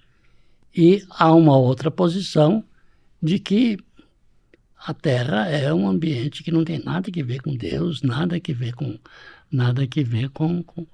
Enquanto isso, a Igreja procura dizer, olha, não tem nada que ver, a Terra não é uma deusa, a Terra não é Deus, mas a Terra é aquilo que Deus nos deu como lar. Então, enquanto humanos, a nossa missão é proteger a fauna, é proteger a flora, né? É proteger o solo, né? Então, procurando a forma menos perigosa e menos maltratada de produzir a colheita necessária para a nossa sobrevivência. Então, de repente, meio ambiente e religião, você vê, a religião é uma coisa meio que decadente em termos de importância humana. Ninguém está muito preocupado com a religião. Sobretudo, se você pegar a Europa, a religião é muito decadente, né? As igrejas são vendidas. Você vai lá, quero comprar essa igreja aí. E compra, estabelece lá o que você quiser, né? Até uma danceteria, o que era muito comum nos anos 90. Mas você pode estabelecer lá uma biblioteca, uma escola, um centro de lazer, ou pode morar lá também se quiser, né? Então há aqui no Brasil eu visito muito escolas de ensino fundamental, escolas de ensino médio, que adoto meus livros e depois um dia eu vou lá conversar com as crianças. E eu sempre pergunto assim, vocês já foram na igreja? Vocês já foram batizados? Então é muito impressionante, porque nas escolas particulares, as crianças não sabem nada de religião, não conhecem. Você pergunta qual que é a religião da sua família, não sei. Você pergunta se os pais se casaram na igreja, não tem a menor ideia que se casaram na igreja.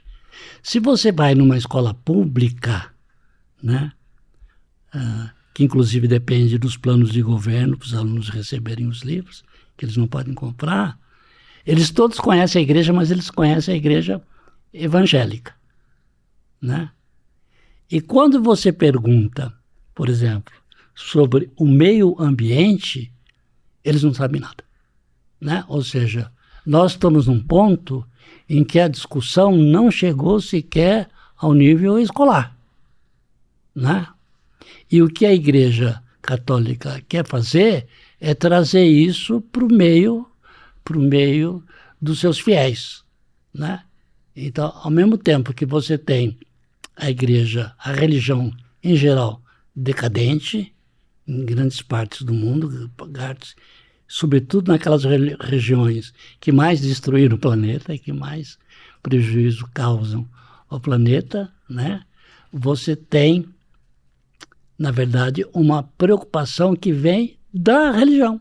Quer dizer, aquilo que estava para ser jogado fora, de repente passa a ter uma outra utilidade. Então, quando a gente diz religião é uma coisa que muda muito, basta você olhar isso, né?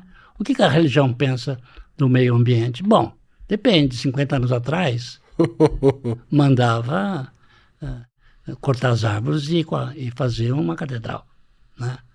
Hoje ela manda preservar o meio ambiente e conservar uma mentalidade, ou preservar uma mentalidade, sobretudo educar as crianças para preservarem a natureza, mas sem imaginar que aquilo tenha um conteúdo sacral.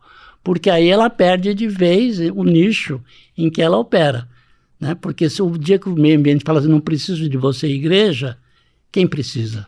Ninguém. Então, dentro da linha de novos desafios, busca velhas tradições que agora se encaixam mais. E agora estão na ordem do dia, estão na pauta de todas as conversas. E para quem quiser ter um contato com outras religiões, com outros sensos de valores, com outras formas de pensar, outras formas de ver o mundo, que obras suas que a gente pode ler, o que a gente pode consultar que você já escreveu, que vão me trazer em contato com outras ideias, que não só o monoteísmo? Então, olha, para aprender mais, é porque tudo é muito variado. Por exemplo, esse livro aqui, Os Candomblés de São Paulo, vai sair uma terceira edição agora. Essa é uma segunda edição, vai sair uma terceira, um pouquinho modificada. Ela pega desde as origens do Candomblé em São Paulo até a fase... Nessa segunda edição, ela pega até a fase pós-pandemia, porque ela mudou bastante durante a pandemia. Porque ela é uma religião que tudo é presencial, era presencial, obrigatoriamente. Tem que dançar, você dança de mão dada na roda, entendeu? Proibido, não é? Como que faz? Como resolve? Então, ela aprende a fazer uma coisa que dificilmente alguém apostaria que ela faria. Ela aprende a fazer faz live, né? Os filhos de santo assistem as cerimônias através de Zoom. Que legal. Coisas desse tipo. Que legal. Novos valores incorporados, né? Novos valores incorporados. Os pais de santo têm uma atividade muito importante que é jogar búzio, né? Que é abrir o oráculo para ler quais são os seus destinos, seus caminhos, seu futuro, seu passado. E ele faz isso jogando 16 búzios, 16 conchinhas, né? Especiais, chamados búzios, os cauris. E sempre foi presencial, isso sempre foi presencial, porque é o tal do olho no olho, coisa e tal. Como é que ele sabe? Ele sabe porque ele é um psicólogo popular, ele faz isso a vida inteira, só de olhar para você ele já sabe, ele joga os búzios para confirmar, era isso que se dizia, né? Mas de repente não podia mais olhar olho no olho, e eles passam a jogar também por televisão, entendeu? E dá certo, funciona do mesmo jeito. No sentido de que ambos os lados saem satisfeitos. Perfeito. Né? Essa é a ideia de dar certo. Ambos os lados saem satisfeitos. E o jogo de búzio, ele precisa de uma espórtula, precisa de um pagamento. Como qualquer religião, para certas cerimônias você tem que pagar. Para casar, para batizar, para enterrar, tudo você tem que pagar a tua espórtula. Ou o teu dízimo, depende da religião. E no jogo de búzio também, você paga como se fosse uma consulta com o teu analista. Como que você paga? Manda um Pix, né? Antes da moda do Pix, você fazia uma transferência bancária, né? E jogava e falava todas as coisas. Agora, se precisasse fazer uma oferenda, alguma coisa material, porque essas religiões são muito materialistas, no sentido de que não adianta rezar. Tem que fazer. Falar, tem que fazer.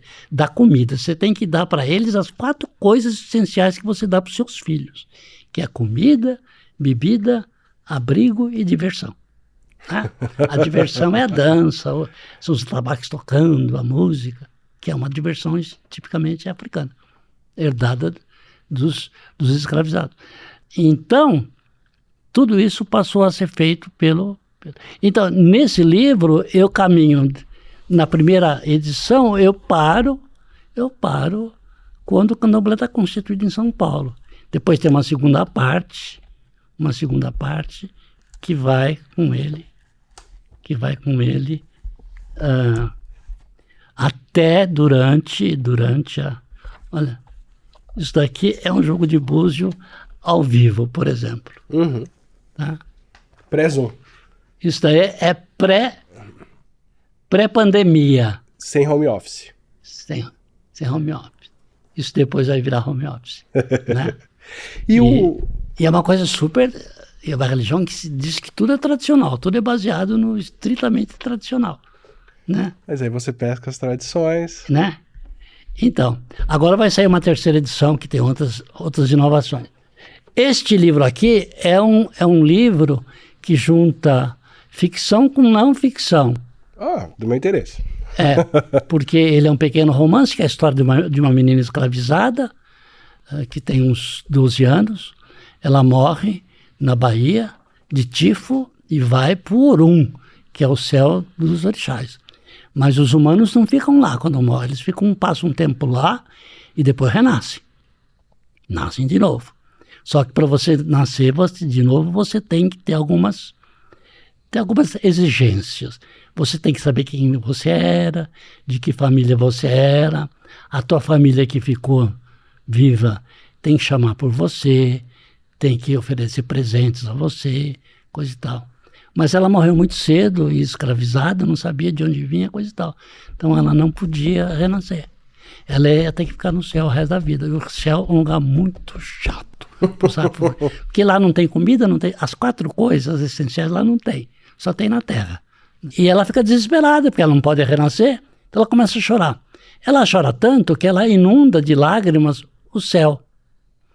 E essa inundação alaga o palácio onde vive o Deus Maior. E acorda o Deus Maior de uma soneca que ele estava tirando fazia mais de 500 anos. Ele nem sabia que existia o Brasil porque ele estava dormindo, entendeu? E ele fala, eu não quero essa menina aqui. Vocês deem um jeito dela renascer, entendeu? E aí é que vem a história, que vem o romance, coisa e tal, que é a peregrinação que eles vão fazer para descobrir o jeito dela, descobrir o passado dela, para ela poder voltar a renascer. E o final se passa no Brasil, o livro se passa todo num lugar tradicional, né, imaginário, mas o último capítulo se passa no Mercadão, que é a coisa que eu achei mais... Porque a vida social na África, ela se passa nas feiras, né? Nas feiras. Tudo acontece nas feiras. E eu achei que o Mercadão era um lugar de muita sociabilidade. Então, botei o último capítulo lá. Então, esse livro aqui, Brasil Africano, é um livro que é a reunião de artigos escritos durante 25 anos. E assim por diante. Agora, a minha obra-prima é a Mitologia dos Orixás. Então, quem quiser saber qual é a característica de cada orixá, né? Isso está descrito nos mitos dos 26 orixás que estão descritos. Ele é cheio de fotografias, cheio de Sim, desenhos. É tem um os livro, cantos, né? ele está fazendo 25 anos o ano que vem. Vai ter uma edição especial comemorativa. E é um livro que vende muito, né? É uma enciclopédia, né?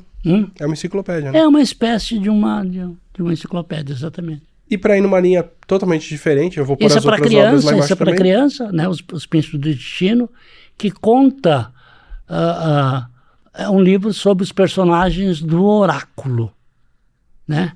Porque são 16 personagens que dizem para o consulente o que vai ser a vida deles, né? Então, eles são transformados em personagens de uma espécie de uma história, de um romancinho, né? Depois tem esse daqui, Segredos Guardados, que também é uma coletânea, que fala desde a origem do samba, ligado ao candomblé, a origem do carnaval, e coisas, enfim, coisas que estão na vida da gente, que não tem nada a ver com religião, entende? Mas que se você pesquisa, você vai bater lá na África. Por isso que chama Segredos Guardados, né? E tem outros por aí, né? E minha querida assombração. Quando eu estava já com o saco cheio de escrever tanta coisa sobre a África, origem africana, coisas de orixá, eu falei, eu vou escrever um livro sobre minhas origens. Como eu sou caipira, eu nasci no interior do estado de São Paulo, falei, vou escrever um livro sobre as minhas origens, contando histórias que eu ouvia quando eu era criança, no tempo que a luz apagava às 10 da noite, o rádio pegava muito mal, não tinha televisão, a gente brincava na rua, debaixo do poste de iluminação e tal. E depois ia todo mundo comer pipoca no pé do fogão a lenha, e as tias velhas contavam histórias. Elas adoravam contar histórias de medo, de botar medo nas crianças. Adulto gostava muito de botar medo em crianças, não sei por quê, né? E aí eu pego uma família fictícia que vai passar uma semana num hotel fazenda, e onde eles começam a conviver, né, na forma ficcional, com essas histórias que eu ouvia quando era criança. Esse livro também é muito adotado nas escolas. Esse livro aqui é o contrário, porque é um livro que não tem nada a ver com religião, porque é um romance baseado nos últimos anos da década de 50, quando o Brasil vai entrar na modernidade. E se passa numa pequena cidade do interior, né, para onde você não tinha nem asfalto para chegar lá. Você chegava através de uma estrada de terra. Mas é um romance. É um romance. Motivos e razões para matar e morrer. Romance adulto que pela continuidade do título dá para entender que vai ter muita morte. Deve ter umas 30, né? Porque se passam várias formas de matar e por vários motivos e razões. Então tem assassinatos, tem suicídios, enfim, aquilo que se passa numa cidade pequena e que acaba dando uma certa unidade a uma população que é pequena, onde todo mundo se conhece e todo mundo tem alguma forma de parentesco de uns com os outros, ou relações se não são parentes, são padrinhos, são afilhados, coisa e tal, né? E o poder sempre está ligado a um fazendeiro, né? A um juiz e a um padre, né? E o padre está sempre ligado a um escândalo. Dá para ver alguns motes em comum aí.